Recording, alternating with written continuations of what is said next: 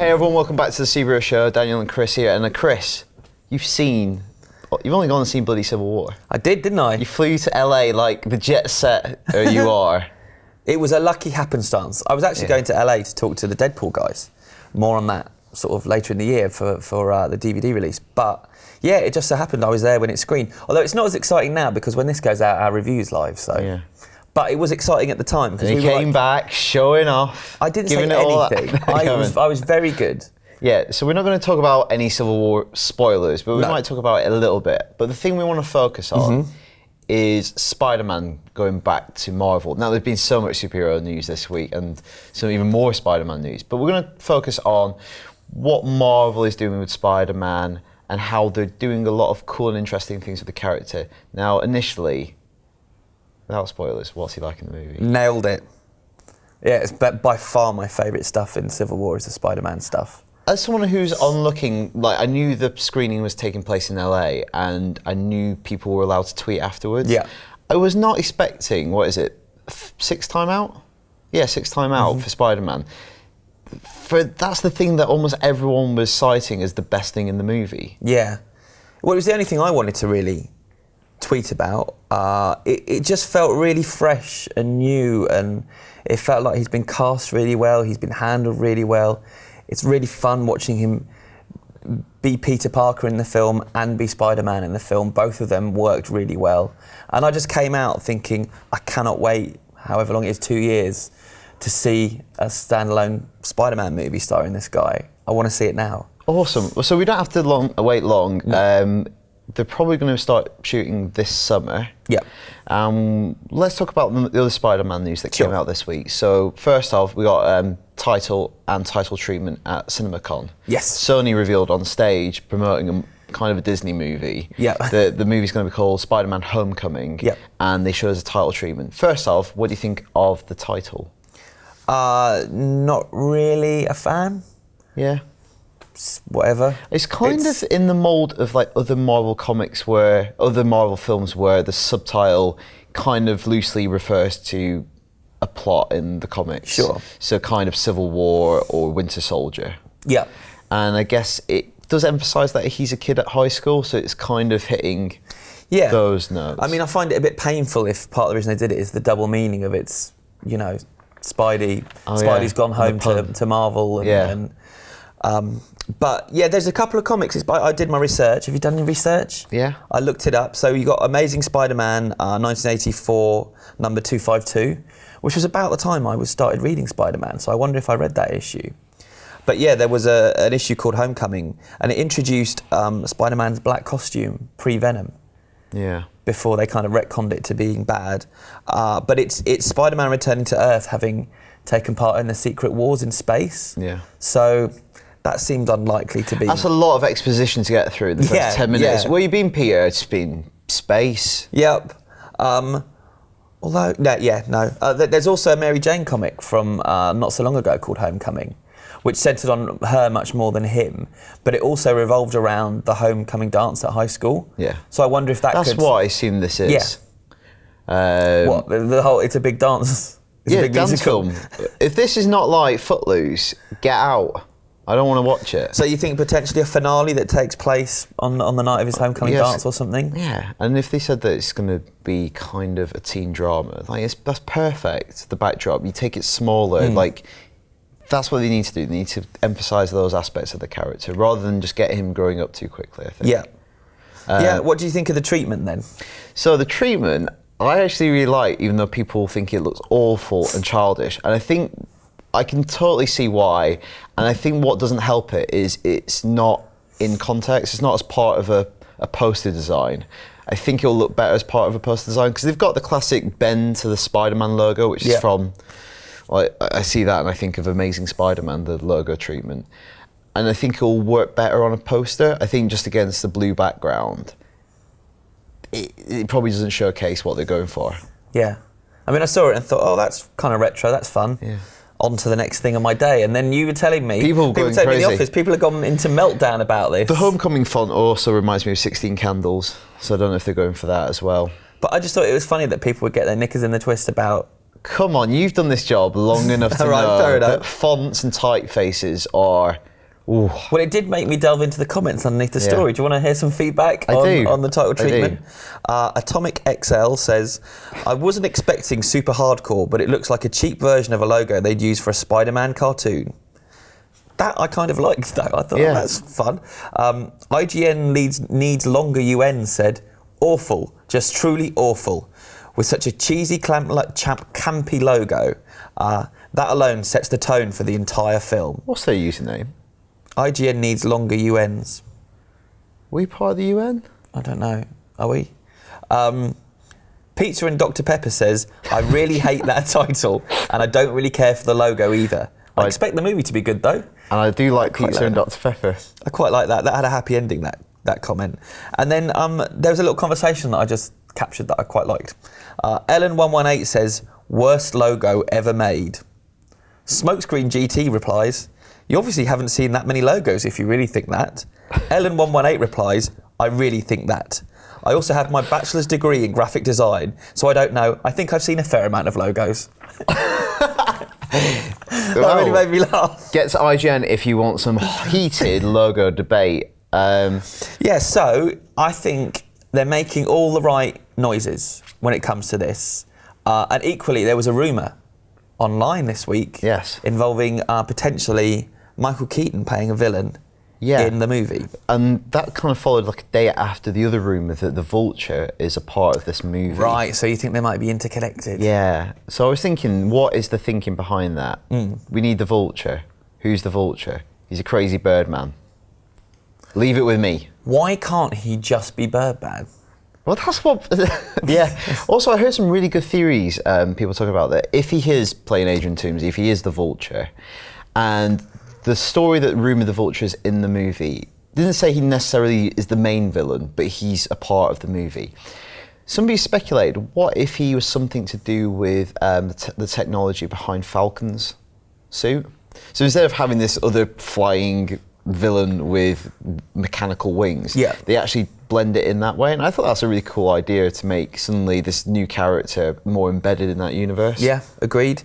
And Keaton is a really good villain. I was telling you earlier that not long after he did Batman, he made a thriller called Pacific Heights. There was a time when there was about a thriller came out every week that was of a similar nature, and this was one of those where he played an evil landlord. And it was Matthew Modine was the tenant, but who he's terrorising. But he's just really good. If you could tap into that slight madness that Keaton has in his eyes, then he can be really effective on screen. Yeah, he can be really frightening. Like, I guess with the setting of this movie, I thought he could make a pretty decent J. Jonah Jameson, but not like Spotlight, not as heavy as that. I don't want Peter investigating that sort of stuff. No, sure. And equally, having seen Civil War, and you really get a sense that this is a little boy, this is a little kid bouncing around the screen. What I would love to see, I came out thinking I would love to see him go up against the Netflix Kingpin. Vincent D'Onofrio, this giant, this monster of a man, hitting this kid, fighting this kid, I think would look so effective on screen. So this comes to Grant's email, because they've also said that they're up for, that even though this is kind of a Sony property, it's going to be fully part of the Marvel Universe, and Civil War is that statement of intent, and other Marvel characters can go back the other way in the standalone movie. And he says, do you think there'll be a lot of cameos in the Spider-Man movie? Obviously Iron Man and Captain America might be a given, but do you think they might surprise us a bit more with something like Kingpin or Daredevil? I think they need to forge their own identity straight away, without maybe relying on those characters. I mean, it's guaranteed additional box office if you add some of these big stars in. But equally, the hope would be if they get it right, Spider-Man can do this on his own. Yeah, and he has a brilliant roster of supporting characters and specifically villains in the Marvel Universe that you can play around with. But he is friends with, unless it's a prequel, he is friends with these people now. And so, particularly, I think we know already that, you guys know already that, Tony Stark is the character. He's obviously on Iron Man's side in that trailer. He's the character that he kind of speaks to the most in the film and has the most interaction with. So, if it's set after Civil War, then I guess it would be logical, but I just feel like he needs to kind of go and forge his own identity now rather than make it feel like a spin-off from the Marvel movies. Yeah, definitely. I think they've got enough to play around with.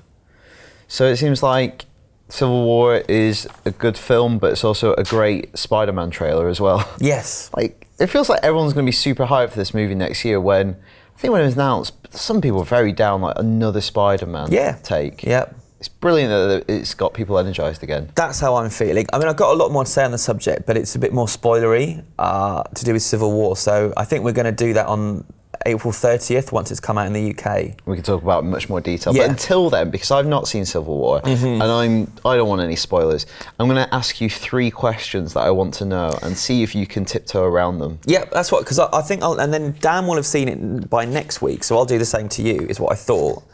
But now I'm starting to worry because you didn't tell me what the questions are going to be. I phrased them in a way that I don't want the movie spoiled for me. I'm not going to spoil it. Okay. I'll just refuse to answer. Does Spider-Man feel forced into the movie? Yes. Is, that was exactly what I was going to elaborate on in the fine, we just leave it at 30th. that. These can just be one-word answers. Okay. Is Black Panther badass? Yes. I can elaborate a bit Okay. on that one. Yeah, I think, because we know that he's kind of maybe the best action star in terms of his, gymnastics and his powers in the comics, and his fighting style is immense, and his costume's really, really cool. Yeah, he's badass. Awesome. Does it feel like there's consequence to what happens in this movie? Yes and no. Again, there's something I'm a bit disappointed by, but we'll talk about on the spoiler show. But yeah, it does really feel like kind of the conclusion of a story that's been rumbling along for ages. And maybe it didn't pack the emotional punch I wanted it to for me, but I know other people that were in the screening I was in felt it really did deliver on that promise. So awesome. There are some consequences. Cool. So, it was really hard coming up with the show this week because there was so much superhero stuff that was announced this week. We've not even mentioned Batfleck Batman. Oh, I even forgot about that. There was some confusion about that as well, coming out of CinemaCon. Is he directing it or not? They weren't very clear in the presentation. Yeah, it's also one of those things, like, we've all assumed it for so long. Yeah. In my head, it kind of was already happening. But yeah, let's talk about that. That's brilliant. Yes. I'm happy that is happening. I'm sure Batman, directed by Ben Affleck, is going to be a great movie. I feel like that put him in a massive position of strength when it comes to negotiating, when a lot of people are saying, man, Batman, the Warner Brothers need Ben Affleck to direct a Batman movie to get this back on track. Yeah, and so he can just say, well, yeah, I'll have another 10 million and I'll do this. Just comes in, puts down a couple of Oscars. What? Well, these things. So is it? Yeah, but we are going to move it all to Boston. All the action's going to be in Boston, and my brother's going to be the villain and mumble for the whole movie because that's what my brother does. I'd watch it. I'm in. I'd watch it. Oscars. So that's really cool. Do some other DC stuff. Another Suicide Squad trailer came out with actually a load more footage. Yeah. Kind of did picking up on the success of the Bohemian Rhapsody trailer. They did another kind of song-led trailer. What do you think? Again, I'd like to see these trailers, and I should do this without the music to see if they're as good or whether the music's elevating them so much. There's a lot more humour in that trailer. I don't know, you can read too much in these things, and that's a thing that's been levelled quite a lot recently on the DC movies, and we talk about it sometimes on the show. But that was a funny trailer. Yep, definitely. And I've obviously been Debbie Downer when it comes to Suicide Squad because I've just not been feeling anything that's been coming out from it. But yeah, I think I like this trailer a bit better. I really like the look and the style of the movie, and looks like how it's been directed. I'm on board 10% more. Awesome. That's good to know. What about some of the mad stuff Jared Leto's doing to get into character Joker? I don't think you need to do that. I'll be honest, I've not been clicking on them because it just gets on my nerves. Yeah. Sending little gross gifts to people. You don't need to do it, just put on the makeup. It sounds like a Wally. No, thank you. It's called acting. Just do the acting. Pretend you are the person and then say the lines at the right time. Yeah. That's the method. Yeah. Okay. Captain Marvel, we're going to find out who's directing that this summer. About that as well. Yep. Actress announced soon. I'm trying to think, what else was there? Well, there was also a big trailer this week. Was there? Doctor Strange trailer dropped a couple of days ago, and George has written in, says, just saw the Doctor Strange trailer, loved it. Even though I've always preferred DC to Marvel, I have to say Marvel keeps doing it right. It looks like the movie will devote the majority of its time to an origin story and not rush off into a story and just assume the viewers already know everything, which I think is important with this character. Yep. Lesser known Marvel hero, And the trailer itself functions as kind of a mini origin story, tells you the accident, and it kind of gets you to a place where you know the basic premise at least. Yeah. I thought it would look really cool. It looked very serious. Yeah. And I think the recurring thing people are saying is obviously that sequence, like, it looks quite like Inception. I think there's going to be much weirder things in this movie than you're initially seeing in that trailer. I think that's some of the imagery, but I think there's going to be monsters and lots of other strange stuff in there. Well, I hope there is some strange stuff. It's that kaleidoscopic effect, visual that seemed to be a repeating motif. I wonder if that's going to be something that sort of underpins the movie. Yeah. Well, Scott Derrickson, the director, tweets out a lot of Steve Ditko artwork, and with Spider-Man looking like a Steve Ditko Spider-Man to me anyway, with the eyes. Scott Derrickson tweets out a lot of Ditko stuff, and in Ditko Strange, you've got psychedelic imagery, but there's a lot more kind of weirder stuff as well that I think you're just not getting in that first trailer. So I don't think it's all going to look like Inception. Can I say I was a bit shaky on Benedict Cumberbatch's American accent? This is weird, right? I feel like I can no longer judge if someone's doing a good American accent or not, because I saw loads of American. So when I did the Rewind Theatre for IGN, and we have sometimes a document where everyone puts down suggestions of things they might have seen in the trailer. Yeah. Lots of people wrote good American accent. And my initial thing was, it is quite croaky, but I just don't know. I don't think I can... I have this problem where I feel like I can always hear when the English actor isn't nailing it, but then my American friends will tell me, oh, he's nailed it. No, he has nailed it. So I'm like, well, you would know better than me. I feel like you have to defer to the American. But I can hear the Britishness in it.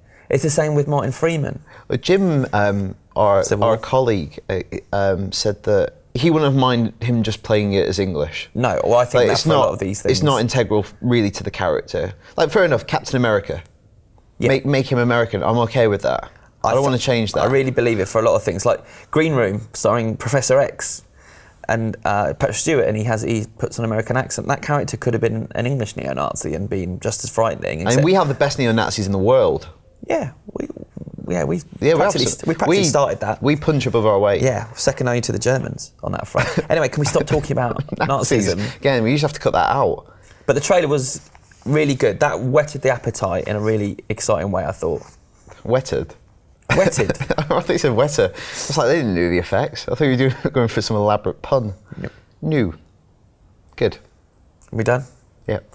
I have an email from Matthew Brown, who comes from Landudno. Yeah. I don't know how to say that. Matthew writes, on last week's show you talked about, it was 2 weeks ago actually, because we missed last week, didn't we? Yeah. Sorry. On last week's show you talked about what you would like to see in the new X-Men film with regards to reflecting the era, like First Class and the Cuban Missile Crisis. This got me thinking, as I was born in the tail end of the 70s, so grew up in the 80s, and I hit upon an idea. In the episode, you mentioned that the horsemen in the film supposedly represent politics, sex, and the military and youth. Perhaps they could use this as a way to work the legacy virus into the film. I remember in the 80s the widespread panic caused by the AIDS virus, and in particular the adverts with the tombstone and the Don't Die of Ignorance campaign. This campaign really scared a lot of people and led to rumours and misinformation being spread, which was, in some cases, used to justify homophobic abuse. As a gay man, I've always been drawn to the X-Men, as they are a metaphor for minority groups and the struggle for acceptance and equality. They could quite easily use the legacy virus as a metaphor for AIDS and draw parallels between the two in the film. Something I think Bryan Singer could do a much better effect than the Cure storyline in The Last Stand tried to a certain degree. What do you guys think? Well, that's a much better thought through argument than we've come up with, talking about this one. Brilliant idea, and we haven't seen the film yet, and I wonder whether there is any resonance of that. It's certainly not there in the marketing of the trailers that exist. It's a great idea, and it seems obvious now that that's how you would tie it into the 80s, especially with a character like Apocalypse and the sense of fear. It's not a particularly marketable approach to take to the story.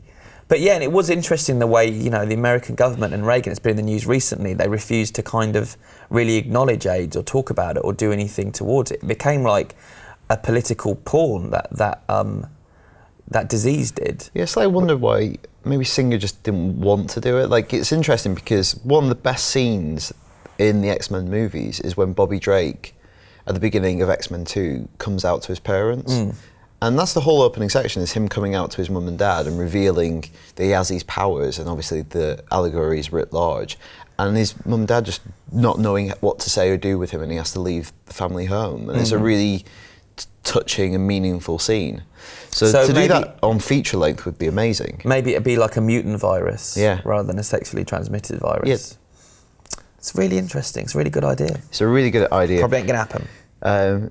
Keeping it light, finishing with VR. Aaron Jones says, since virtual reality is set to be a big thing this year, what VR games and experiences involving superheroes would you like? I guess the obvious one would be Iron Man, in which you put a headset on that would feature the same HUD from the films, and you get Paul Bettany speaking to you. So I think the VR, some of the headsets are already out. PlayStation VR launching later in the year. I don't particularly want to play 12-hour games with a VR headset on. What I do like the idea is downloading a little £5 experience, put it on the headset. It's almost like a ride. I think I would really like to be the Hulk and run around a city just destroying it. I think that'd be a really good way to relieve stress at the end of the day. What about you, Chris? Yeah, I immediately thought of, I guess every superhero has something that might work, because you'd want to fly like Superman, you'd want to web sling and fly through the city like Spider-Man. I think they could just put out loads of them, like see the world like Daredevil sees it, because you don't really get that in the show. No, or Foggy. Foggy experience. Imagine just that. Jokes everywhere. Not just very good ones. Talk about avocados. Not very good ones. It could apply to so many. I think the Batman one would be a bit dark, wouldn't it? Just killing men. Just in his cave, just. Like or in his lake house with a lady. Aquaman, under the water. That'd be fun. The Flash. Yeah, they all kind of lend themselves. Arrow, nah. But you get the Playboy lifestyle with that, so it's a bit different. That's for dads late at night. Really good at firing arrows. Arrow experience on. Really good at firing arrows. Yeah. Yeah, not so good. So lots of options is what we've concluded. If you've got any good suggestions, let us know, superhero@ign.com. And until next week, hopefully less superhero news happens. See you then.